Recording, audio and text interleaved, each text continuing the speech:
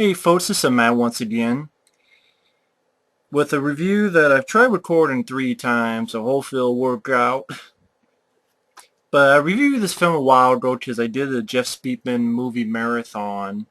But I wanted to redo some of them since thankfully I got a better camera, and some of them deserve it because some of them are gems. Like the best Jeff Speakman films a guy always talk about is Perfect Weapon, Street Night, Land of the Free, and this film, Deadly Outbreak. I mean, come on, how can you hate a film that's this? Get me the president. Now. On foreign soil, a virus lethal enough to cause global contamination has fallen into enemy hands. Now the fate of the world rests on the one man already on the scene, Jeff Speakman. It's showtime!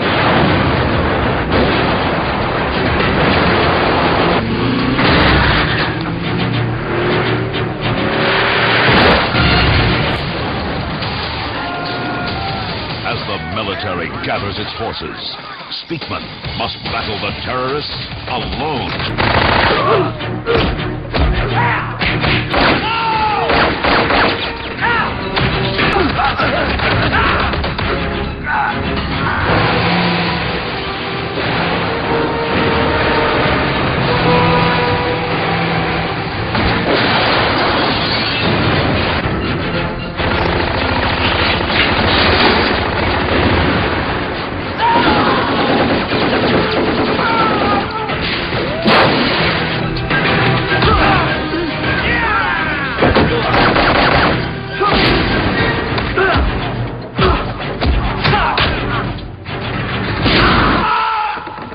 Forgot to wear your bulletproof cup.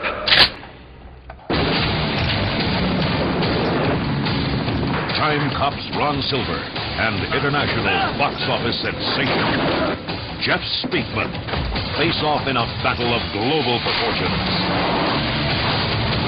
Deadly Outbreak. Now, hopefully that worked out right. You saw footage, and if the footage looked kind of weird, it's because I edited 2 trailers together to get the most footage. I know it's not the best, because one's like widescreen, one's like full screen. I'm not an expert on editing, but did the best I could. But a lot of times on my channel, I like reviewing action films, little-known action films that people should check out, like 50-50 with Peter Weller, Drive with Mark Dacascos, or what I did that. I reviewed all the Dolph Lundgren films. Those are still up, the reviews for the Dolph Lundgren films. All of his films I reviewed.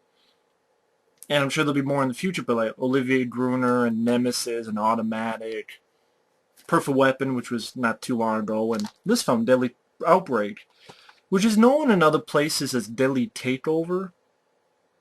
And this is from overseas. That's why if you look closely, you see it's not English, except Deadly Outbreak and The Fear Spreading, but the whole synopsis is not in English.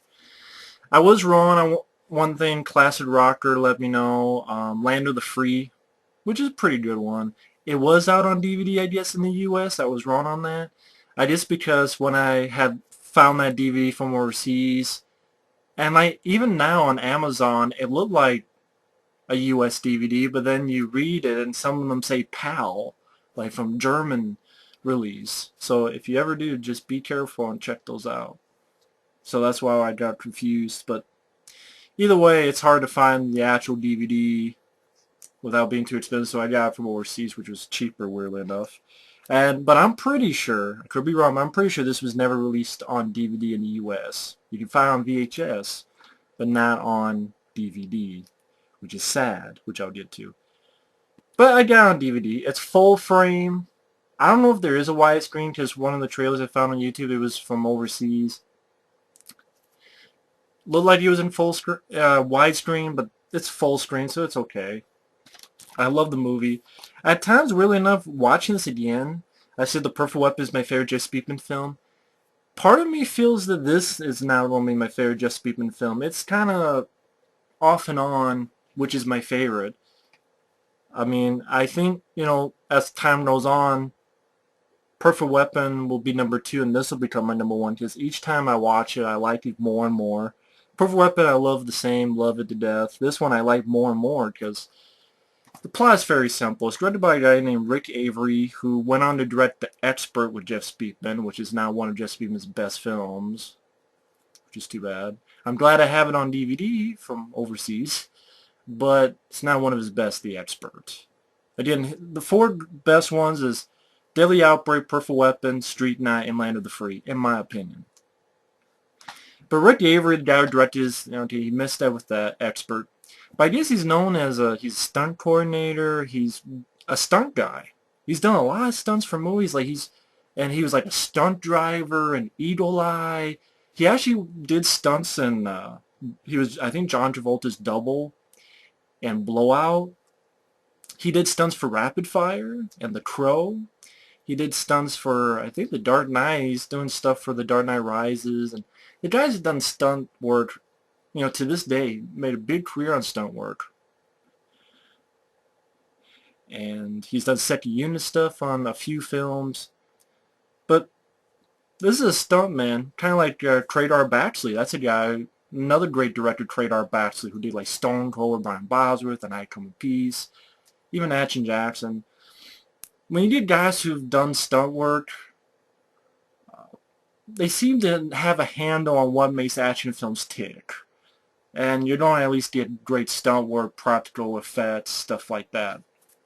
And the premise for this film is fairly simple. It's pretty much like Die Hard. Most people say this film is a Die Hard ripoff. But to be honest, I'm fine with that because I like those kind of films. I like Die Hard ripoffs. Sudden Death, Under Siege 1 and 2, Cliffhanger, It's Die Hard in the Mountains. I like those kind of films. Not every single time. I mean, there are misses. But that's a premise I have fun with. One guy who's against insurmountable odds. Those are fun action movies for me.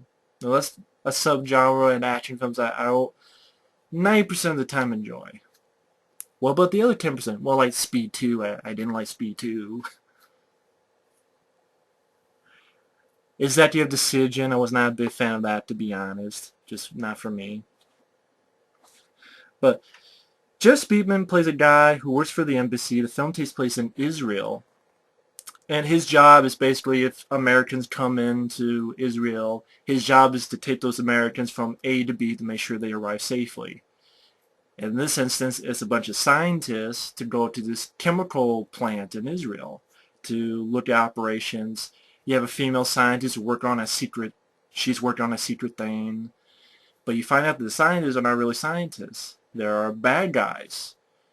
Like earlier on an airplane, one guy who's hiding amongst scientists with a silencer, pretty cold-blooded scene, kills them all when they're asleep. And your main bad guy is Ron Silver, who does a great job. I agree with this guy. One gave a shout out real quick to a guy. His YouTube name is Explosive Action, but he has a website, www.explosiveaction.com.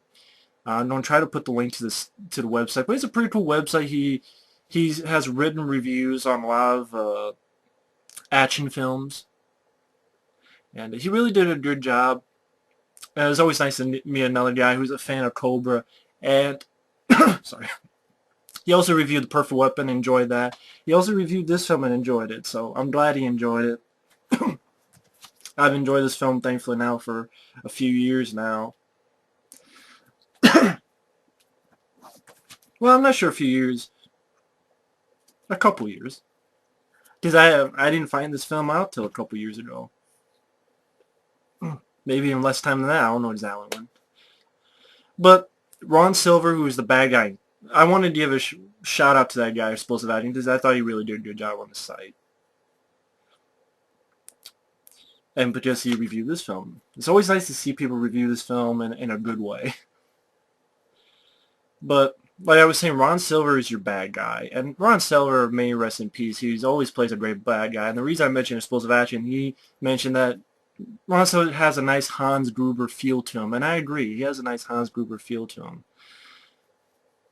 But Ron Silver, he was the bad guy. Time Cop, you've seen Ron Silver in a lot of stuff. He was in a bit role in Silent Rage.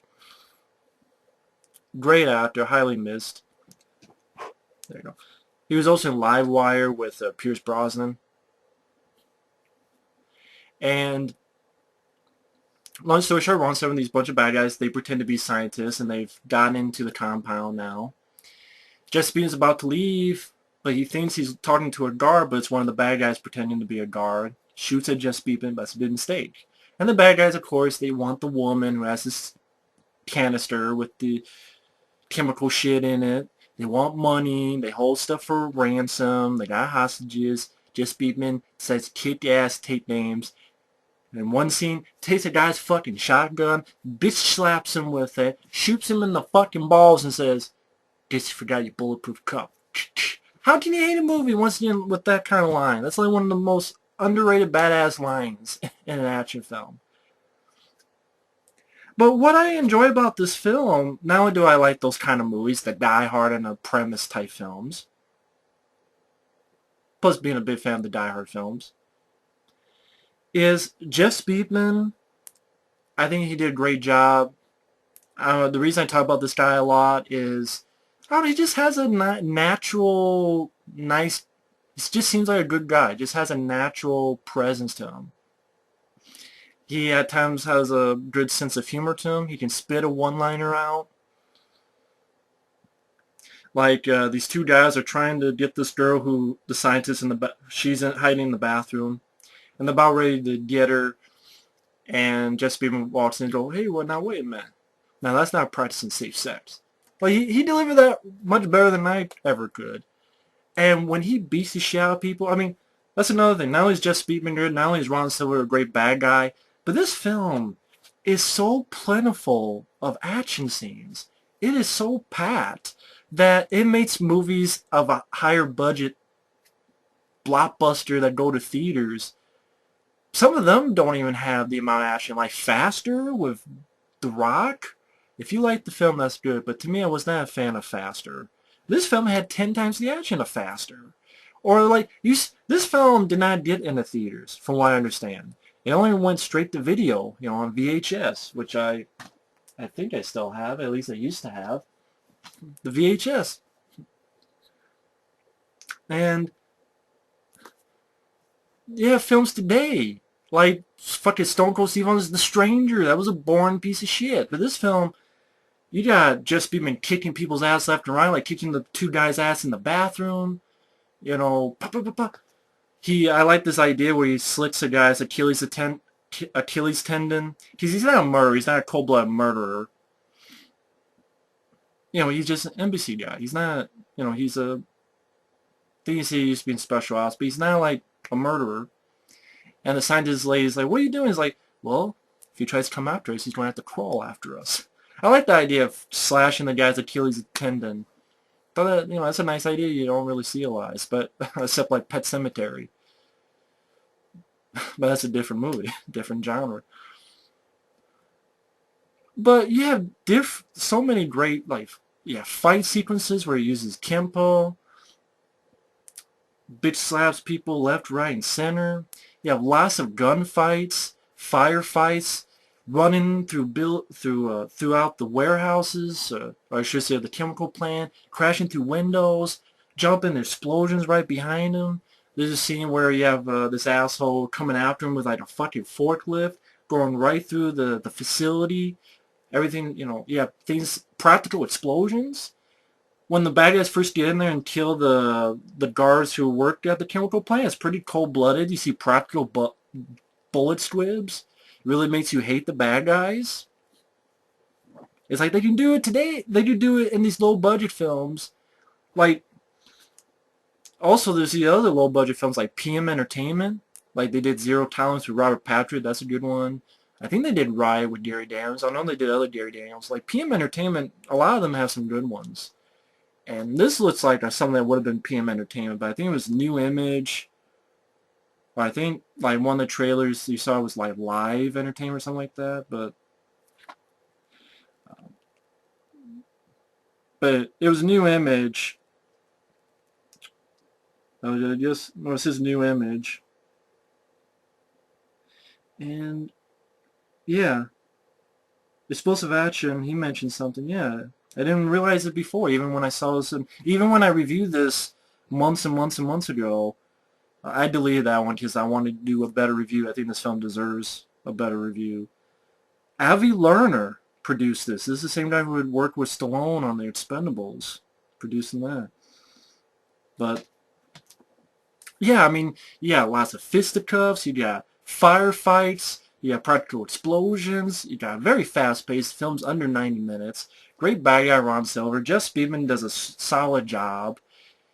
So yeah, not only do you have fistfights, not only do you got gunfights, now you got shooting people in the balls with a shotgun, but you got, you know, man versus forklift. You got a car chase underneath the facility with like Jeff Speedman, this other asshole, and these vans, like little vans that are underneath the facility in these really tight corners.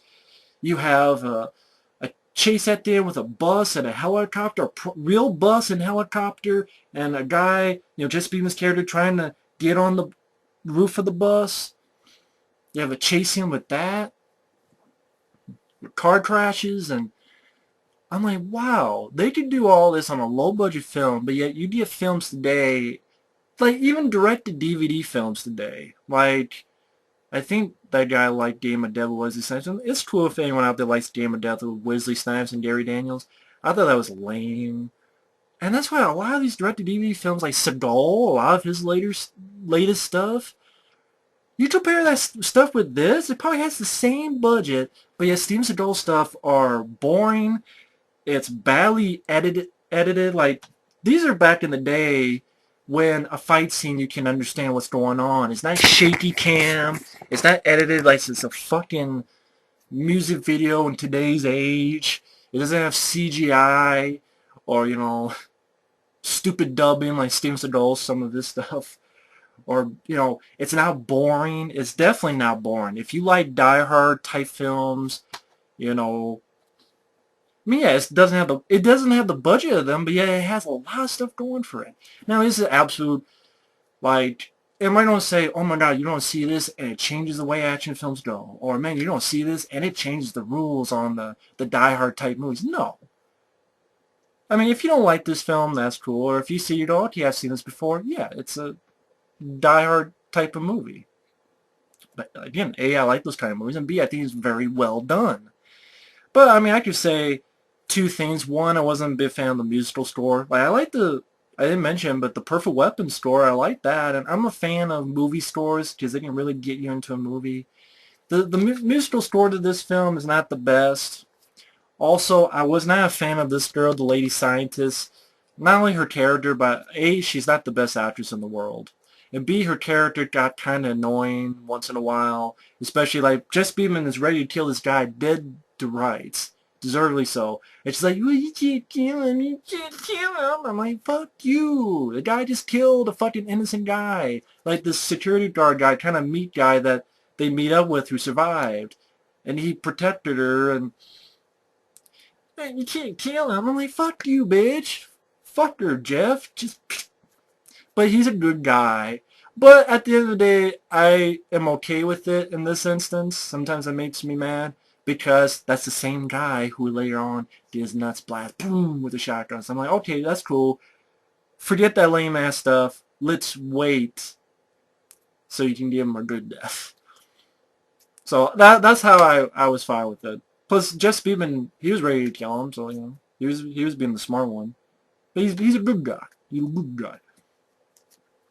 But